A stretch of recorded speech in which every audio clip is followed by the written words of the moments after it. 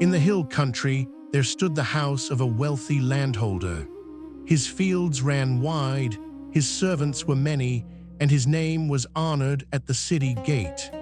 He had 2 sons, and the younger of them carried a restlessness in his heart that no abundance could ever fill. The young son had grown weary of his father's roof. He looked past the vineyards to the far horizon and felt the household as a cage. He wanted a life wholly his own, owing nothing to anyone, answering to no man, bound by no covenant and no name. One evening, the young son came to his father and spoke words that struck like a blade. "Father, give me the share of the estate that falls to me." It was the speech of a son who wished his father already dead, demanding his portion while the old man still breathed. The father did not rage. He looked long at the young son, and a deep grief settled over his face. Then he divided his living between his 2 sons, handing over the portion as though tearing flesh from his own body, granting the very freedom that would wound them both. The young son gathered everything that was now his. He sold the land into silver, packed his goods, and made ready to leave. The older son watched in silence, and the father said nothing more, for the choice had been given and could not be unmade. Not many days later, the young son set out.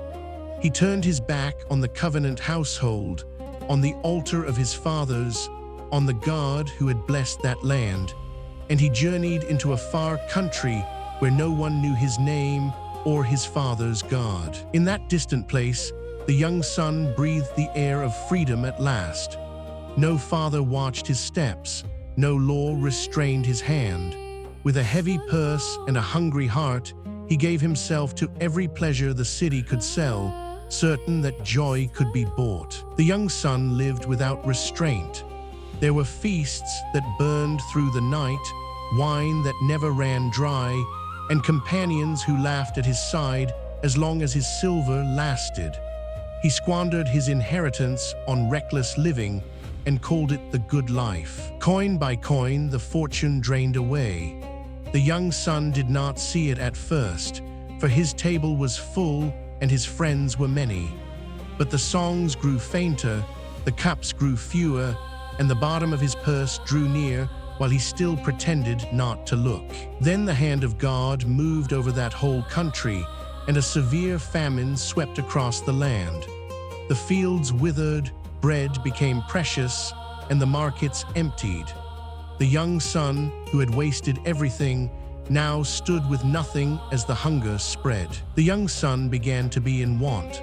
The companions who had drunk his wine vanished like smoke. No one recalled his feasts now that his hands were empty.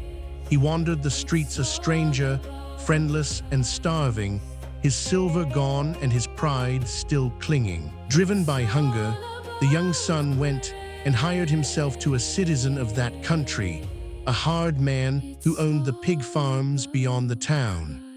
The pig farm boss looked at the desperate Hebrew before him and saw only cheap labor for the foulest work he had. The pig farm boss sent the young son into the fields to feed the swine.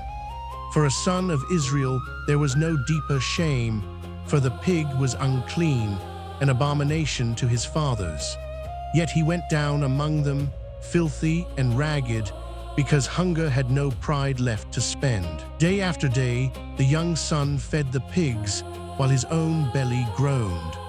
He longed to fill himself with the carob pods the swine were eating, the bitter husks no man would touch, and no one in that whole country gave him anything at all to eat. There in the mud among the swine, the young son reached the bottom of his ruin. Hungry, abandoned, and broken, he was a son of the covenant, lying lower than the beasts. Everything he had grasped for himself had crumbled, and nothing remained but his shame. Then, in that wretched place, the young son came to himself. As though waking from a long and feverish sleep, his mind cleared, and he remembered his father's house.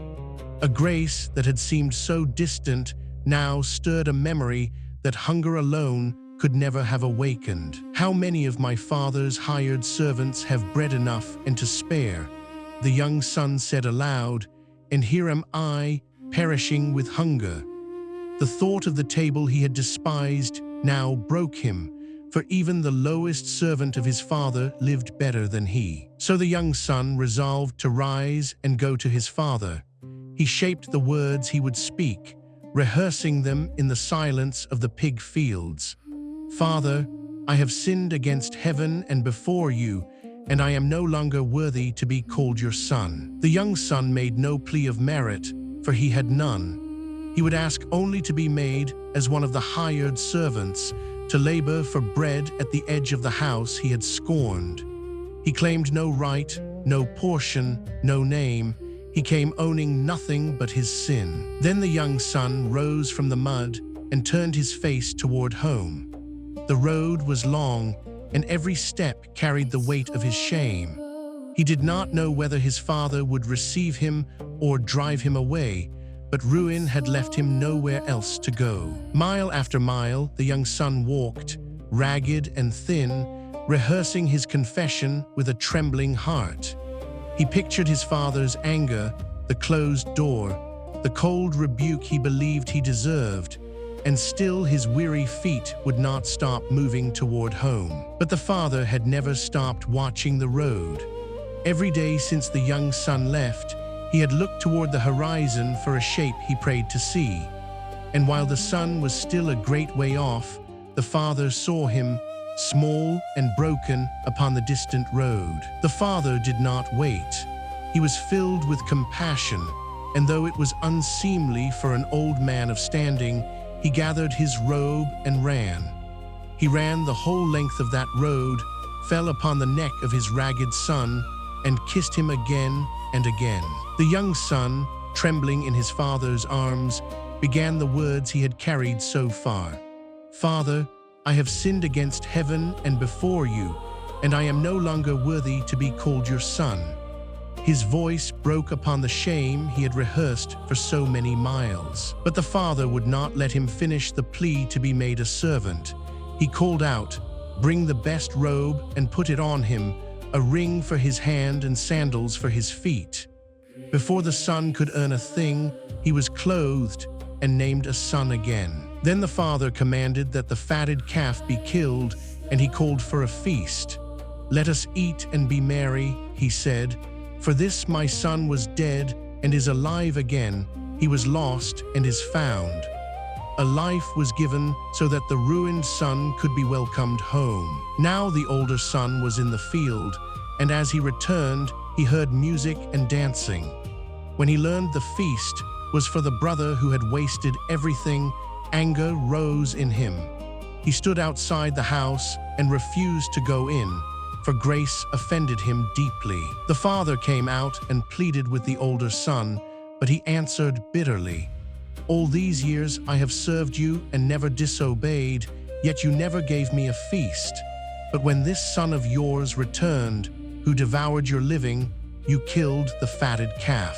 The father answered gently, "Son, you are always with me, and all that is mine is yours. But it was right to be glad, for this your brother was dead and is alive. He was lost and now is found." Mercy, not merit, had filled the house that night. So the young son who had perished was restored, not by any work of his own, but by a love that ran to meet him while he was still far off. This is the story of a son who wanted the gift without the giver, and traded a father's house for a far country that left him starving in the mud. But the deepest miracle isn't that he came home. It's that the famine, the emptiness, even the pig pen were the very mercies that turned his face back toward the father. He came rehearsing a plea to become a servant, but grace ran down the road to meet him and dressed him as a son before he could earn a thing. The robe, the ring, the sandals. The feast, none of it was wages, all of it was love, given freely to the one who deserved nothing. And that running father is only a shadow of a greater brother, Christ, who left the Father's house to seek us in our ruin and gave himself to carry us home. It's all about